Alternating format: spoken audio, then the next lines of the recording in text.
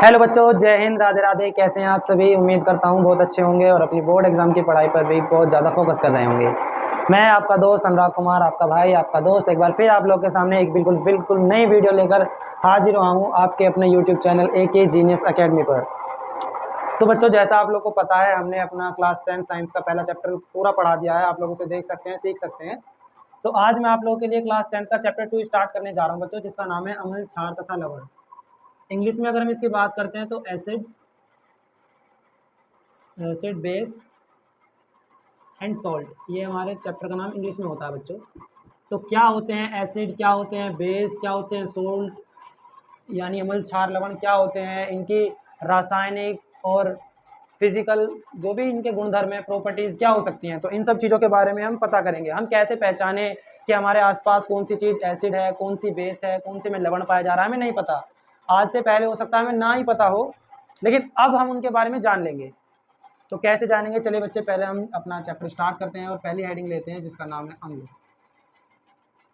पहले थोड़ा सा चैप्टर के बारे में अगर मैं बताऊं बच्चों, में पढ़ने की जरूरत क्यों पड़ रही है ये अम्ल, क्षार, लवण। आप लोगों को पता है, जब हमारे तत्वों का वर्गीकरण किया जा रहा था तो उसमें बहुत सारी चीज़ें ऐसी आई जो जिनको हम एक साथ नहीं रखा जा सकता था। पीरियोडिक टेबल, जैसे अगर हम एग्जाम्पल के लिए पीरियोडिक टेबल से समझे, तो उसमें भी क्या किया गया था, अलग अलग तत्व को अलग अलग स्थान दिया गया था, अलग अलग वर्गीकृत किया गया था। तो वर्गीकरण में बहुत सारे, आज से पहले हमें कुछ टाइम पहले ये भी पता था कि 3 मिलियन से ज़्यादा एलिमेंट्स आज की डेट में हमारे पास अवेलेबल है। तो क्या हम उन सारे 3 मिलियन एलिमेंट्स के तत्वों की जानकारी, उनके प्रॉपर्टीज, उनके गुणधर्म के बारे में सेपरेशन से अलग अलग तरीके से पढ़ सकते हैं? तो नहीं बच्चों। 3 मिलियन यानी 3 लाख से ज़्यादा तत्व अगर हमारे पास उपस्थित हैं तो उनके बारे में पढ़ना असंभव है।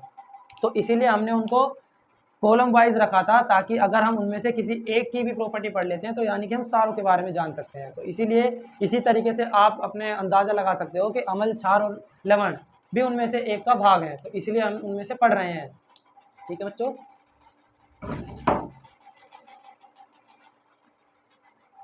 तो अब हम अपने पहली हेडिंग स्टार्ट करने जा रहे हैं जिसका नाम है अम्ल यानी एसिड। हम कैसे पहचाने कौन सा तत्व, कौन सा पदार्थ जो हमारे पास है वो एसिड है, बेस है, सोल्ट है या एक्सेट्रा, इनमें से क्या है, हमें नहीं पता। तो मैं आज आप लोगों को बच्चों इतनी इजी लैंग्वेज में बताने वाला हूँ, ये सभी चीज़ें आप लोगों को एक बार में देख के समझ में आने वाली हैं। ठीक है, तो चलिए स्टार्ट करते हैं। एसिड, अम्ल होता क्या है, आपको स्टेप बाय स्टेप याद रखने की जरूरत है बच्चों, और मैं आपको याद करवा भी दूंगा यहीं पर, आप बस सुनते रहिए ध्यान से। पहली चीज, वो पदार्थ जिनका स्वाद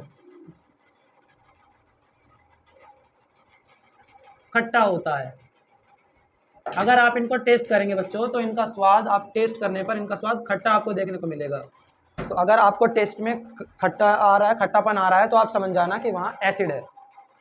पहली प्रॉपर्टी। दूसरी प्रॉपर्टी क्या हो सकता है बच्चों, हमारे पास एक पहचानने के लिए लिटमस पेपर भी होता है। ये नीले लिटमस पेपर को लाल बना देते हैं।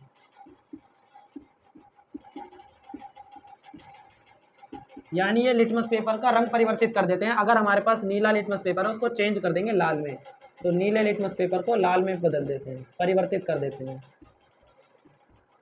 ठीक है बच्चों, लाल में, नीले से लाल में।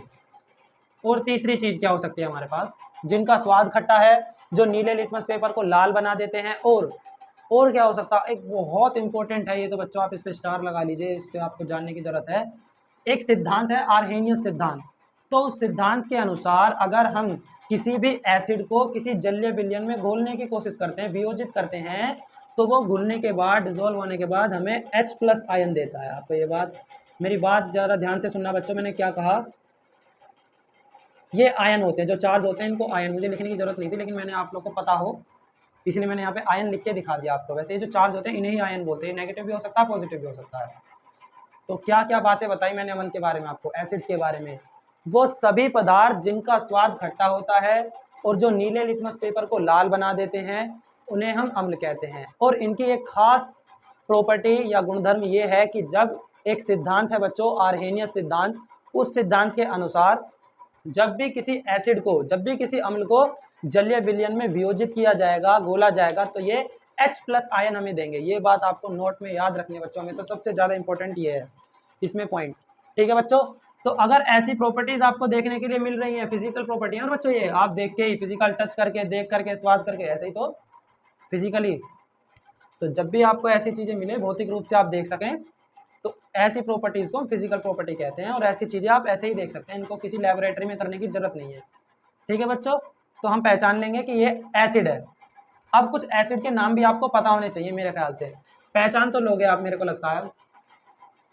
अब स्वाद करने के लिए अब कई बच्चों के दिमाग में ये आता है, एसिड से एक नाम उनके गलतफहमी रहती है बच्चों के दिमाग में कि एसिड यानी, जो मेनली रहता है बच्चों के दिमाग में, एसिड यानी तेजाब। तो वो आप लोग को ऐसी कोई गलतफहमी अपने दिमाग में रखने की जरूरत है नहीं बच्चों।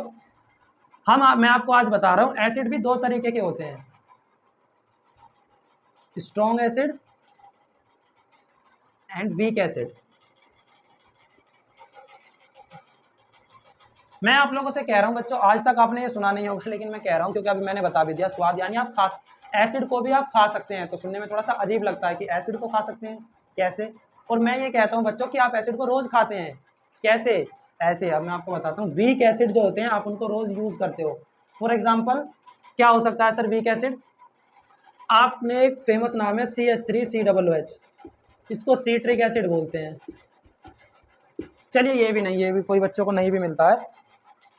एसिटिक एसिड है वैसे इसका नाम, CH3COOH, सॉरी मुझसे गलती हो गई थी, CH3COOH एसिटिक एसिड होता है। ठीक है बच्चों, मैं आपको ऐसे नाम बताता हूँ जो आपको याद ही हो। दही तो आप लोग सभी खाते होंगे, दही का स्वाद कभी कभी आपको खट्टा मिल जाता है, हाँ या ना? अगर हाँ, तो आपको बच्चों इसमें बताने की जरूरत है कि उसमें लैक्टिक एसिड प्रेजेंट होता है। यानी कि अब आपके बात बिल्कुल स्पष्ट हो गई, कंठस्थ हो गई है कि हमारा अगर हम दही खाते हैं तो उसमें एसिड प्रेजेंट है। और कौन सा एसिड प्रेजेंट है? लैक्टिक एसिड, लैक्टिक अम्ल। ठीक है बच्चों, तो ऐसे अम्ल और भी मैं आपको एग्जांपल दे सकता हूँ। दही, दही ना तो आप टमाटर ले लीजिए, टमाटर में भी खट्टापन होता है। आप इमली ले लीजिए, इमली में भी एसिड प्रेजेंट होता है। सभी में बहुत तरह के हैं, मैं आपको बता दूंगा वन बाय वन। एक एग्जाम्पल स्ट्रॉन्ग एसिड का भी ले लेते हैं। स्ट्रॉन्ग एसिड इन सेंस जो आप अभी हम बात कर रहे थे वो तेजाब वाले, यानी कि वो एसिड जो कहां पर यूज होते हैं? यूज्ड इन लेबोरेटरी,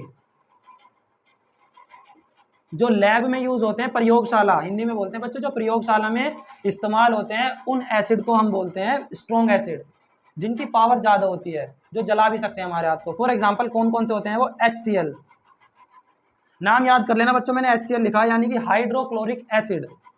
और भी है H2SO4, मैं नाम बता रहा हूं बच्चों, इसका नाम होगा H2SO4 का सल्फ्यूरिक एसिड। और भी आप लिख सकते हो HNO3, तो इसका नाम होगा बच्चों nitric acid. HNO3, H2SO4 sulphuric acid, और HCl हो गया हमारे पास हाइड्रोक्लोरिक एसिड। आप बच्चों देख सकते हैं ध्यान से कि सारी चीजें आपके पास प्रेजेंट है। ठीक है, अगर आप इसकी बात करें, एक आध एग्जांपल मैंने जैसे अभी आपको बताया, टमाटर में तो बहुत सारे मैलिक एसिड, ऑक्सैलिक एसिड ये पाए जाते हैं टमाटर में, आप लिख लेना, मैंने बोल दिया है। और अगर और लिखने की बात आती है तो मैं आपको नींबू का बता देता हूँ, क्योंकि बहुत ज़्यादा खट्टापन इसी में दिखता है खाते के साथ। तो नींबू में कौन सा एसिड प्रेजेंट है सर? तो नींबू में प्रेजेंट होता है सर सीट्रिक एसिड। एक आध एग्जाम्पल आपको पता होनी चाहिए बच्चों, इसीलिए मैंने ये लिख के दिखा दिया। ये पूरा एसिड के बारे में चार्ट है बच्चों। आपने अगर आपके बोर्ड एग्जाम में ये क्वेश्चन आएगा 2 मार्क्स में कि परिभाषित कीजिए अम्ल को उदाहरण के साथ, तो आप ये सारे उदाहरण दे देना बच्चों, यानी कि आपके 2 नंबर पक्के हो गए बोर्ड एग्जाम। ठीक है, उम्मीद करता हूं आप समझ पा रहे होंगे। तो आगे दूसरा टॉपिक ले लेते हैं। चलिए, उम्मीद करता हूं बहुत अच्छे से, बहुत बढ़िया से मेरे साथ साथ आप लोग समझ पा रहे होंगे। तो बच्चों मैं ये आप लोगों के साथ दावा करता हूं, अगर आप मेरी बातों को ध्यान से सुन लोगे तो यहाँ पर आपका आधे से ज्यादा चैप्टर खत्म है आज। चलिए, पहला पॉइंट हमारा क्लियर हो गया जी हमारे चैप्टर में से। अब आगे बात बढ़ाते हैं बेस की तरफ। सर हिंदी में इन्हें क्षार बोलते हैं या क्षारक भी, कई किताबों में ये तीनों ही नाम दिखा दिए मैंने आपको। देखो, बेस भी दिखा दिया है, क्षार भी दिखा दिया और क्षारक भी दिखा दिया है। तीनों ही नाम हो सकते हैं इसके, और तीनों ही बोले भी जाते हैं, ऐसी बात नहीं है कोई एक ना बोला जाता हो, तीनों ही बोले जाते हैं पैरेलली। चलिए, बहुत अच्छी बात है। तो अब इनके बारे में पढ़ना, क्षारक क्या होते हैं, इनकी भी मैं आपको फिजिकल प्रॉपर्टीज बता देता हूं पहले, कि आप कैसे पहचानेंगे कि जो पदार्थ आपके पास है वो एक्चुअल में क्या है, और वो अगर क्षार है तो कैसे पहचाने, वो आप ऐसे पहचानेंगे। पहला पार्ट हमने अभी क्या बोला बच्चों? स्वाद में इनका स्वाद होता है बच्चों कड़वा। ठीक है, अगर आप टेस्ट कर रहे हैं तो अगर आपको कड़वापन लग रहा है तो आप कह सकते हैं आपके खाने में बेस प्रेजेंट है। जो भी आप खा रहे हैं, खाना तो नहीं बोलेंगे, सेकेंडली, सेकेंड थिंग क्या हो सकती है, मैंने उसमें क्या बताया था बच्चों, सोचो। और भी इसमें है, ये लिटमस पेपर को, अगर ये लाल लिटमस पेपर है आपके पास, लाल लिटमस को नीले में चेंज कर देते हैं, रेड टू ब्लू। ठीक है बच्चों, आप ऐसे लिख सकते हो इंग्लिश में, रेड लिटमस टू ब्लू, ये लाल को नीले में परिवर्तित कर देते हैं। थर्ड पॉइंट, अच्छा एक और प्रॉपर्टी हो सकती है बच्चों इनकी, ये छूने पर, टच करने पर, टच करने पर ये साबुन की तरह चिकने होते हैं, ये इनकी खास बात है, साबुन की तरह चिकने होते हैं। ठीक है बच्चों, उम्मीद करता हूँ समझ पा रहे होंगे, बहुत ही ऐसी लैंग्वेज में यूज़ कर रहा हूँ बच्चों आप लोग के लिए, ताकि आपके जो मेरी बोली हुई बातें सीधा आपके दिमाग तक पहुँचे। कॉपी पे मैंने पहले भी बोला था, फिर से बोल रहा हूँ, अगर यहाँ पर आ गया तो वो यहाँ से पेन पर आ जाएगा और पेन से कॉपी पर भी आ जाएगा आपके।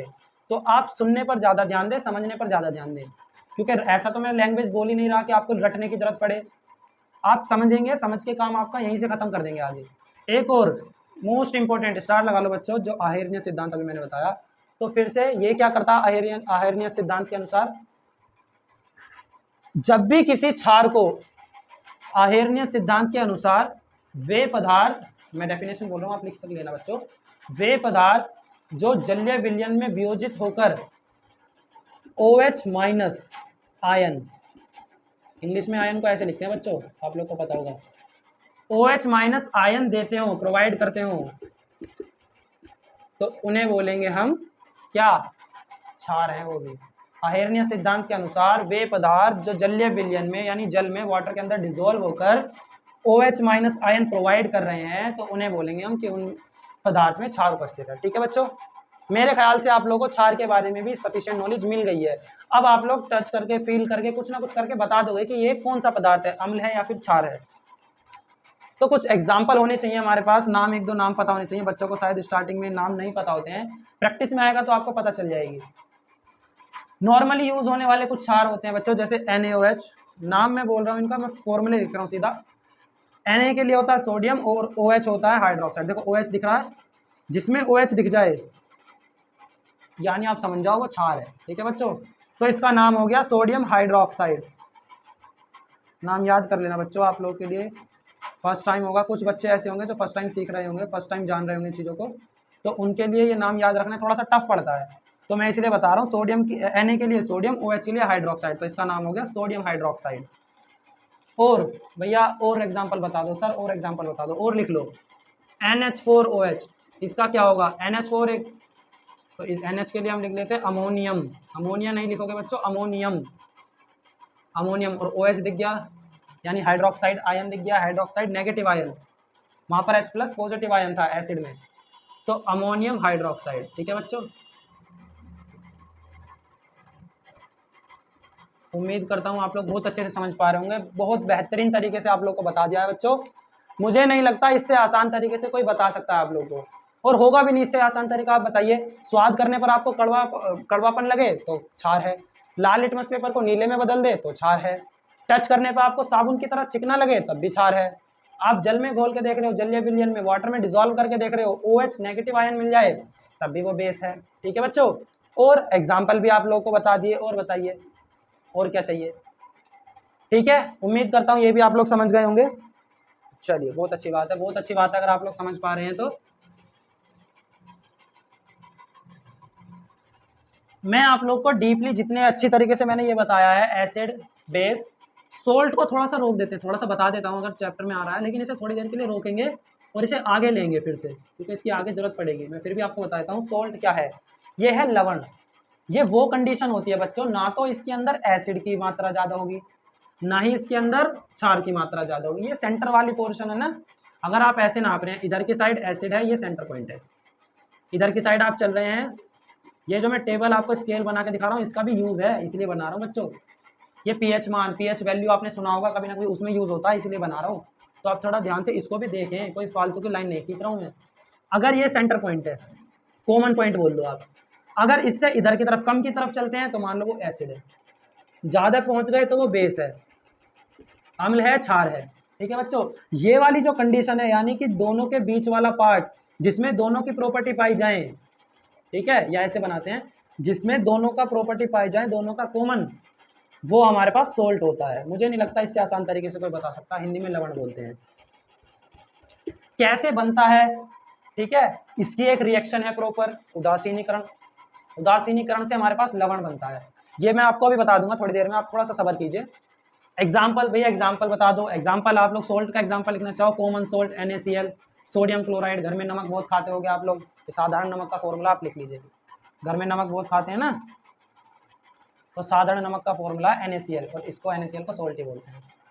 तो मैंने अभी आप लोग को ये भी बता दिया है एक्चुअल में, आप इतना भी लिख दोगे ये भी आपको नंबर दे के जाएगा पूरे, लेकिन मैं इसको और डीपली समझाऊंगा और अच्छे से। आप इसको थोड़ी देर के लिए यहीं पे स्टॉप कर दो, ये आगे के टॉपिक में हम लोग ले लेंगे। ठीक है बच्चों, मेरे ख्याल से आप लोग बहुत बढ़िया तरीके से सीख पा रहे होंगे, समझ पा रहे होंगे। हमने क्या क्या पढ़ा, रिवाइज करते हैं थोड़ा। एसिड, एसिड क्या होते हैं, वो जिनका स्वाद खट्टा होता है, जल में घुलने के बाद H+ आयन देते हैं, नीले लिटमस पेपर को लाल बना देते हैं, एक्सेट्रा एक्सेट्रा, यही सब पढ़ा। स्ट्रॉन्ग होते हैं, वीक होते हैं, बिल्कुल सही बात है। और बेस के बारे में पता, जिनका स्वाद कड़वा होता है, लाल लिटमस पेपर को नीला बना देते हैं। और क्या पढ़ा, और ये पढ़ा साबुन की तरह चिकने होते हैं, अगर हम इसको वाटर में डिसॉल्व करते हैं, जलीय विलयन में घोलते हैं, तो क्या करते हैं ये OH negative ion, OH- ion provide करते हैं। ठीक है बच्चों, ये थी सारी फिजिकल प्रॉपर्टीज, आप लोग को मैंने बता दिया, जितनी भी आप लोग फिजिकली आप लोग नोटिस मेजर कर सको वो सारी फिजिकल प्रॉपर्टी, तो मैंने आपको फिजिकल प्रॉपर्टी बता दिया बच्चों। अब हम 1 बाय 1 इनकी केमिकल प्रॉपर्टीज के बारे में थोड़ा सा देखते हैं, या ऐसे लिखते हैं,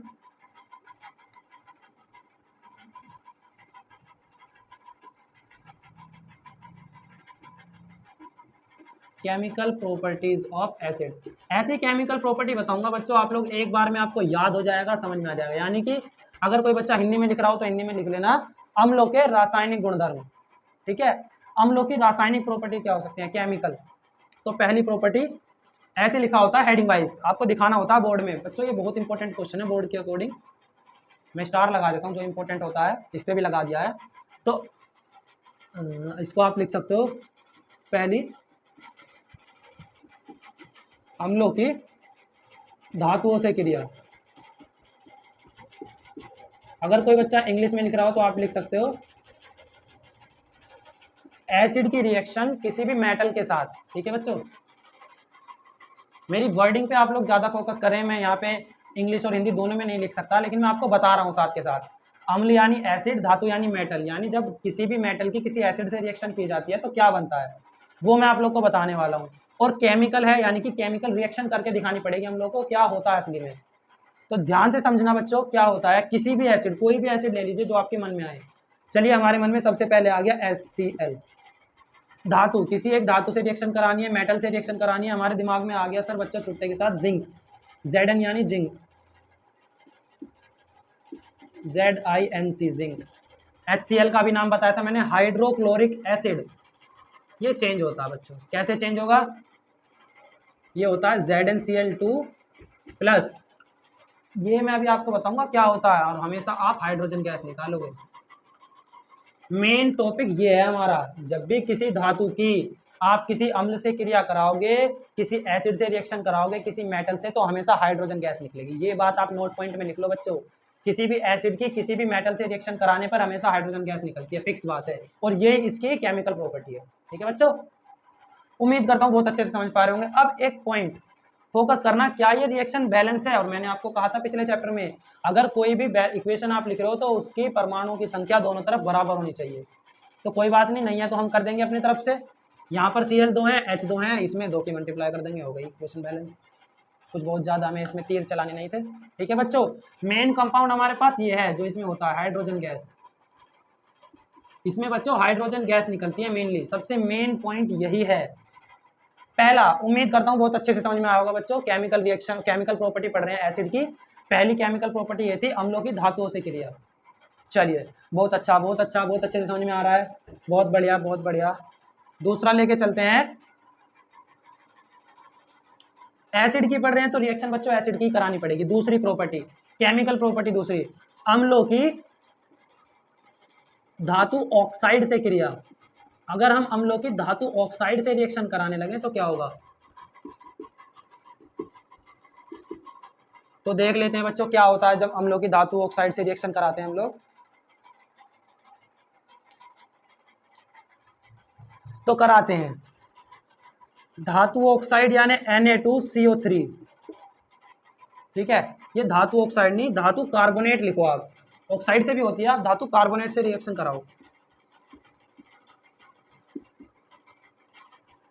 जब किसी भी अम्ल की धातु कार्बोनेट से रिएक्शन कराते हैं तो क्या होता है, यहाँ समझिए, धातु यानी Na, सोडियम एक धातु है, उसकी रिएक्शन हमने धातु कार्बोनेट CO3 जोड़ दिया तो वो कार्बोनेट में चेंज हो गया। सोडियम कार्बोनेट नाम है बच्चों, अगर लिखना चाहो तो लिख सकते हो।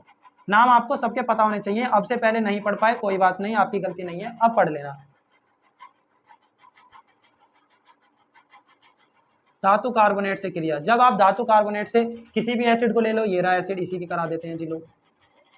तो क्या होता है बच्चों, जब भी किसी धातु कार्बोनेट की रिएक्शन हम किससे कराएंगे, किसी एसिड से कराएंगे, तो हमारे पास हमेशा याद रख लेना लवण, अभी जो हम बात कर रहे थे ना सोल्ट, ये बनता है सोल्ट, ठीक है।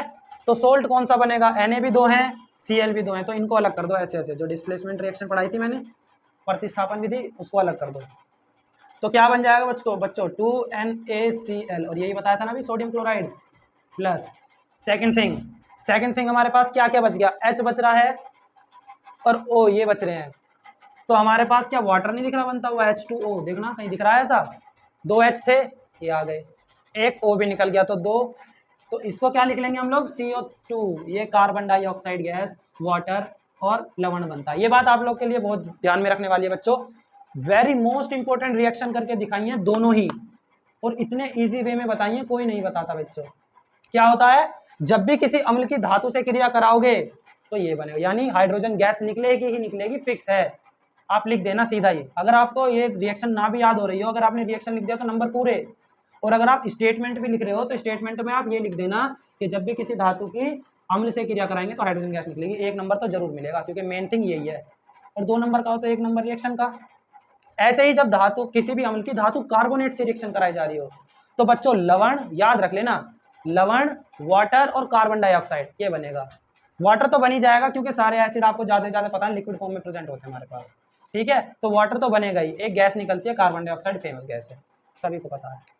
उम्मीद करता हूँ, आशा करता हूँ बहुत अच्छी तरीके से समझ में आ रहा होगा बच्चों, बहुत अच्छी तरीके से समझ पा रहे होंगे, बहुत डीप ले जाकर आप लोग को बता रहा हूँ चीज़ें बहुत अच्छी तरीके से। चलिए बहुत बढ़िया, सारा समझ में आ रहा है, आगे चलते हैं, देखते हैं आगे क्या है हमारे पास। अभी आप लोग ये मत समझना बच्चों कि हमारे पास ये अम्ल का टॉपिक पूरा खत्म हो गया, अभी तो ये शुरू हुआ है, अभी तो बहुत कुछ है हमारे पास पढ़ने के लिए। अभी एक छोटी सी रिएक्शन बता के आज वीडियो ज़्यादा लंबी नहीं करते हैं, खत्म करते हैं, वीडियो को छोटी करते हैं।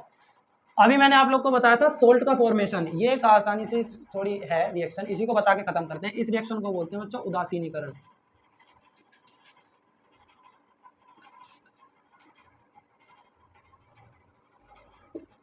क्यों लिख रहा हूं मैं इसको उदासीनीकरण को, मैं इसलिए लिख रहा हूं बच्चों कि सोल्ट जो है, ये जो लिखा है लवण, लवण लिखा है ना, ये कैसे बनते हैं, जब भी किसी अम्ल की, जब भी किसी एसिड की बेस के साथ रिएक्शन कराई जाती है तो हमेशा सोल्ट बनता है। बात लिख लेना बच्चों, जब भी ये दोनों आपस में रिएक्शन करेंगे तो तीसरा जो प्रोडक्ट बनेगा वो सोल्ट ही होगा। इससे अच्छी तरीके से, इससे इजी लैंग्वेज में और कौन बताएगा बताइए।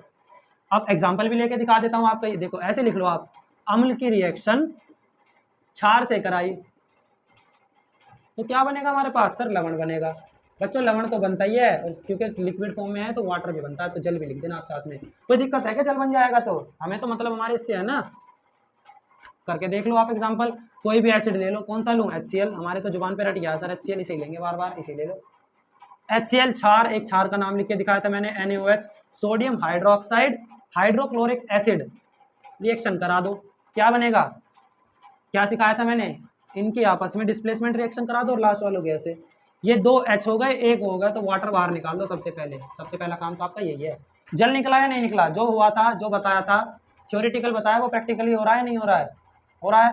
अब ये बच्चा Cl, ये बच्चा Na, तो ये भाई बंधु अपना आपस में दोस्ती कर लेंगे, NaCl बाहर निकाल लेंगे, ये रिएक्शन होगी। इसको बोलते हैं बच्चों उदासीनीकरण रिएक्शन, यानी कि एसिड की क्षार की बेस, ये बोल सकते हो अम्ल की क्षार की आपस में क्रिया कराने से लवण और जल बनता है, बात खत्म। ऐसे आप लवण बना सकते हो। ठीक है, तो इसीलिए मैंने आपको पहले बताया था कि लवण के अंदर क्षार और अम्ल दोनों के प्रॉपर्टीज पाई जाती हैं, दोनों के गुणधर्म पाए जाते हैं। ठीक है, मेरे ख्याल से अब आप लोग को समझ में आ गया एकदम बढ़िया से, एकदम बढ़िया तरीके से समझ में आ गया, हाँ या ना? अगर आ गया है बच्चों, तो अब आगे के लिए जानने के लिए आपको थोड़ा सा इंतजार करना पड़ेगा, थोड़ा सा वेट करना पड़ेगा। यहाँ तक जहाँ तक मैंने पढ़ाया, अगर आप लोग को इसमें कुछ भी डाउट लगता है, कुछ समझ में ना आया हो, तो आप लोग मुझे कमेंट कर सकते हैं, मुझे बता सकते हैं, और मैं आप लोग के लिए क्या लाऊं। मैं बहुत ज़्यादा इंप्रूवमेंट, मैंने आपसे प्रॉमिस किया था मैं इंप्रूव करूंगा, मैं इंप्रूवमेंट कर रहा हूँ आप लोगों के लिए। तो आप लोग को अगर कुछ लगता है और जानने के लिए, तो आप मुझे कमेंट कर सकते हैं, मैं ज़रूर उसका रिप्लाई करूंगा नेक्स्ट वीडियो में। ठीक है बच्चों, तो अगर पढ़ाना अच्छा लग रहा हो तो फिर से बोलूँगा, शेयर कीजिए, लाइक कीजिए, सब्सक्राइब कीजिए, ज़्यादा से ज़्यादा अपने परिवार को बढ़ाइए। ठीक है, फिर अगली वीडियो में मिलेंगे, बहुत जल्दी मिलेंगे, तब तक के लिए जय हिंद, राधे राधे। दिख नहीं रहा।